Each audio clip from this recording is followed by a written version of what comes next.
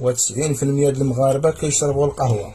واش عمركم شي نهار فكرتوا طريقه الصنع ديال القهوه ولا المصدر ولا الاصل ديالها منين؟ هو في هذا الفيديو اسيدي غادي تشوف الحقيقه، وكنظن انا مليون في المية ما باقيش غادي تشربها وغادي تقلبها اتاي.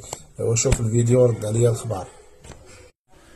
كنظن ملي غادي تشوف هذا الفيديو ما باقيش تفكر انك تمشي تشرب قهوه، بالخصوص ملي غادي تعرفها انها مصنوعه من الفضلات ديال الفيل، كيعطيوها اجود انواع الاكل باش يخرج لهم اجود انواع القهوه.